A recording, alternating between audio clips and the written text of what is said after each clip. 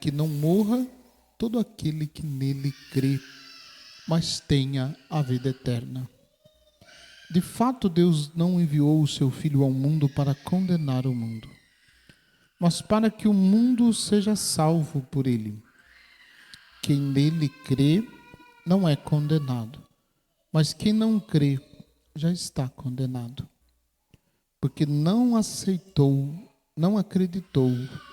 no nome do Filho unigênito. Palavra da salvação. Glória a vós, Senhor. Que as palavras do Santo Evangelho perdoem os nossos pecados. Que assim seja. Podem sentar-se um pouquinho. Os textos da liturgia deste domingo são todos textos curtinhos, né? É bom para quem lê, né?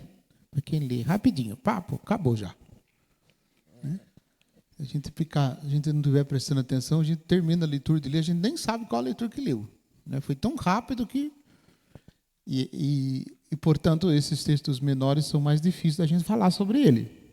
Né? É mais fácil para ler, mas para a gente falar, né, é um pouco mais difícil. Então, de modo que eu vou usar, né, o texto do Evangelho de João, né, para a nossa meditação, numa outra comparação. Não sei se vai ficar mais fácil a comparação ou o mistério. Né? Antes, porém, quando nós celebramos a festa da Santíssima Trindade, às vezes a gente não se dá conta, porque isso entra no nosso cotidiano e acaba caindo na categoria de normal.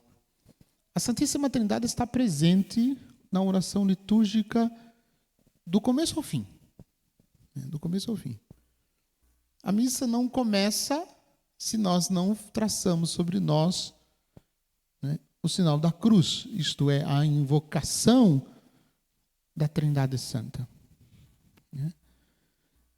E no ato penitencial, né, nas 3 aclamações do Kyrie, né, que o Joelso cantou hoje, nas 3 aclamações do Kyrie é um louvor. Não sei se você sabia, mas eu aprendi esses dias que o Kyrie que nós cantamos, esse Kyrie eleison, Christi eleison, é um louvor, é um hino de louvor a Deus que nos perdoa os pecados. Por isso que tem, né, na sequência, tem o pedido de perdão. Vocês viram, nós cantamos o Kyrie, cantamos o Christi e cantamos o Kyrie. Essas 3 saudações no ato penitencial é um hino de louvor. É a glorificação da Trindade que nós fazemos por nos conceder o dom do perdão, por perdoar os nossos pecados. Né? E no hino de louvor, né, no Glória que nós cantamos, embora seja um hino cristológico, um hino dirigido a Jesus Cristo, né, também na sua fórmula, na sua letra, nós fazemos menção ao Pai e ao Espírito Santo. Né? E aí, por fim, na oração da coleta, a oração do dia, né, que nós rezamos em todas as missas, a oração é sempre dirigida ao Pai, por Jesus, no Espírito Santo. Então, veja, uma festa específica para celebrar a Santíssima Trindade, na liturgia, né, ela é quase, assim, muito, entre aspas, redundante. Porque, no fundo, né, a Santíssima Trindade é contemplada na oração. Na oração litúrgica, né, que nós fazemos.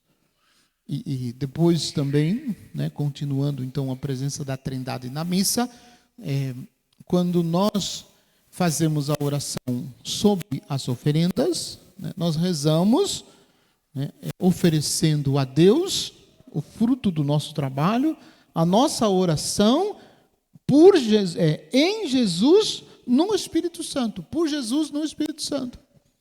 Né? E na hora da invocação do Espírito Santo também, antes da consagração, o padre impõe a mão sobre as espécies do pão e do vinho, pedindo ao Pai que envie o Espírito Santo para que o pão e o vinho se transformem no corpo e no sangue de nosso Senhor Jesus Cristo. Então, nós vivemos a manifestação da Trindade. Claro que na sua oração, quando você reza, no seu individual, no seu particular, nos seus momentos de intimidade, né, a quem você se dirige quando você reza? A quem você fala? Você fala com o Pai? Você fala com o Filho? Você fala com o Espírito Santo? Ou você fala com os três ao mesmo tempo?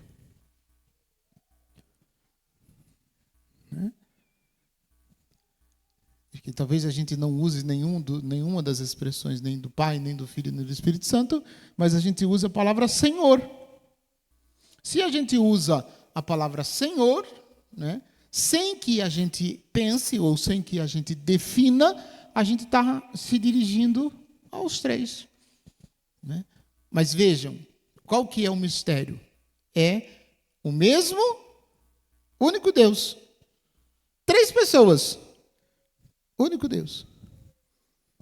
Se a gente for para pensar nisso, como assim? É 3 pessoas, mas é um só Deus. Sim, é 3 pessoas, mas é um só Deus. E nós contemplamos esta presença na liturgia, na Santa Missa que nós vivemos. Só que olhemos, né, com uma outra imagem, né, esta presença, no caso, olhando o texto do Evangelho. Como que a gente usa para... Vamos explicar, mas vamos facilitar, né, a nossa meditação da seguinte maneira. Então, nós temos Pai, Filho e Espírito Santo. O texto diz: Deus amou tanto o mundo que deu o seu Filho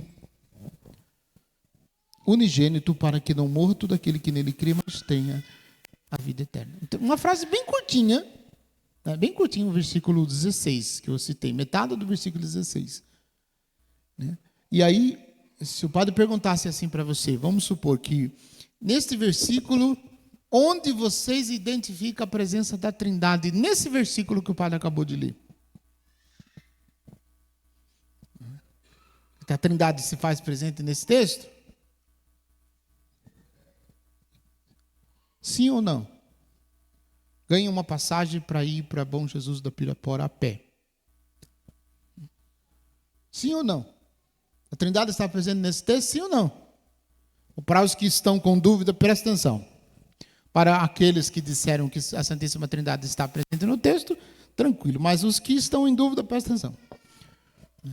Deus, Pai, é aquele que ama e a fonte do amor. Deus, Filho, é o amado e aquele que recebe o amor e manifesta o amor de Deus Pai. E Deus, Espírito Santo, é o amor que é manifestado em Jesus e manifestado em todos aqueles que se aproximam de Jesus. Então, Deus amou tanto o mundo que deu o seu Filho unigênito para que não morra todo aquele que nele crê, mas tenha a vida eterna. Percebem como que a Trindade se faz presente nesse versículo? Da seguinte maneira: Deus é o amor e Deus é aquele que ama e a fonte do amor. Deus Pai. Deus Filho é o amado e aquele que recebe o amor e ensina o amor. Deus Espírito Santo é o amor que manifesta no amado para que todos aqueles que se aproximem dele também sejam amados e recebam o amor de Deus. Uma pessoa, 3 pessoas, um único Deus. 3 pessoas, um único Deus. Então, nesse Deus que é Trindade, se fundamenta a nossa fé. Nós acreditamos, adoramos, veneramos, reverenciamos um Deus que é Trindade. E em toda a nossa oração litúrgica, Deus Trindade se faz presente e está se manifestando. Então, que a gente possa observar, contemplar e deixar que Deus faça parte de nossa vida, para que nós sejamos cada vez mais aquilo que Ele deseja, aquilo que Ele pensou, desde a criação do mundo para cada um de nós. E nós seremos aquilo que Deus pensou quando nós estivermos verdadeiramente unidos a Jesus. E quando nós estivermos verdadeiramente unidos a Jesus, nós não estaremos unidos a Jesus se nós não nos permitir ser tocados pelo Espírito Santo. E somente quando somos tocados pelo Espírito Santo, é que nós seremos aquilo que Deus deseja de nós. E aí nós contemplamos o ciclo do Deus Trindade que se revela e que se manifesta na vida de nós. Assim a nossa vida vai se transformando e nós vamos sendo aquilo que Ele deseja para cada um de nós. Nada mais, nada menos do que isso. Que Deus nos conceda a graça da perseverança e do crescimento no seu amor, como nos propõe Paulo na segunda leitura. Louvado seja nosso Senhor Jesus Cristo. Creio em Deus,